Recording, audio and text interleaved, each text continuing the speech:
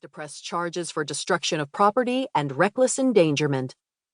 Savoy, who had a meteoric rise in her mid-20s, left Hollywood after a series of flops and now runs North End Cinema on Hanover Street, was treated for multiple lacerations and contusions, according to a source at Massachusetts General Hospital, but is expected to make a full recovery. Authorities report that speed was a factor in the crash, but it remains unclear whether alcohol or impairing substances contributed.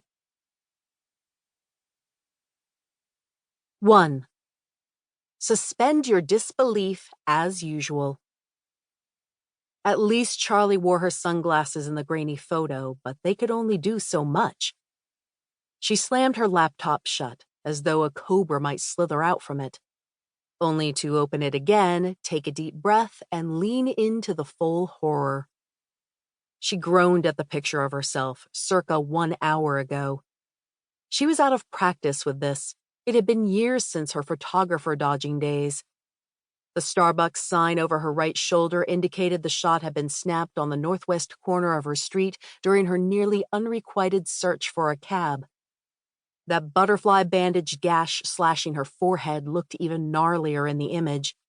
Her cheekbones and chin, battered and bruised, gave her face the uninviting aura of an overripe peach. She should have just skipped work, she thought, excavating the makeup pouch from her office desk drawer. She swept on enough bronze foundation to erase even her freckles, masked that black and blue eye, and painted on scarlet lips before returning to the screen. The play-by-play felt like reading about someone else. It helped to not remember any of it. It didn't help that her phone, wallet, purse, keys, and pride were all still at the bottom of the river.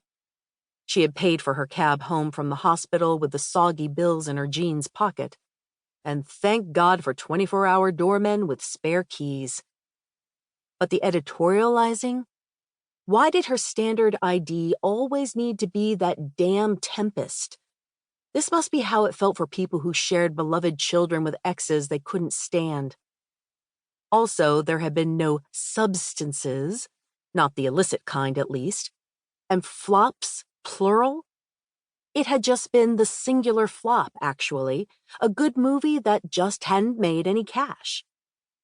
Sweating now, she tugged off her faux leather motorcycle jacket, the real one hung in her apartment, drying out like crinkly parchment, and tossed it at the sofa, hitting that framed Midnight Daydream poster.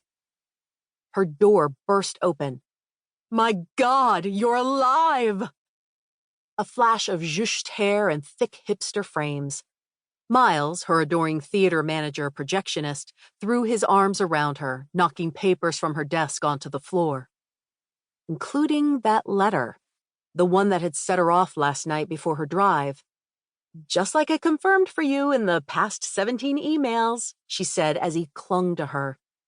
He had written all morning after seeing the story and getting no answer on her phone. "It's all my fault." He tore himself away, her Frankenstein-stitched left thigh screaming in pain from the motion, and collapsed on her sofa. "I never should have given you the Ambien. I'm like some kind of low-life drug dealer. There's blood on my hands." He held up Jazz hands, his head hung in shame. "Wow, okay, no," Charlie laughed, as she always did at his melodrama. "But I just wanted to help," he went on. "You never sleep, and it's not you, it's me. I totally messed up timing that thing. Rookie mistake." She straightened her leg beneath her long skirt, rotating her ankle. She had even rewrapped it herself. One roll as a candy striper, and she felt qualified. "Don't drive or operate heavy machinery. Message received. I'm fine. Just suspend your disbelief as usual." "And you still made me coffee?" he said, producing a North End Cinema logoed cup. "What is wrong with you?" "Absolutely nothing." Charlie shook her head. "That's what I've been trying to tell you." Charlie made them each a cappuccino every morning at the theater's opulent espresso bar. She saw no reason to abandon her routine today. "I see what you're doing," he said, taking a sip.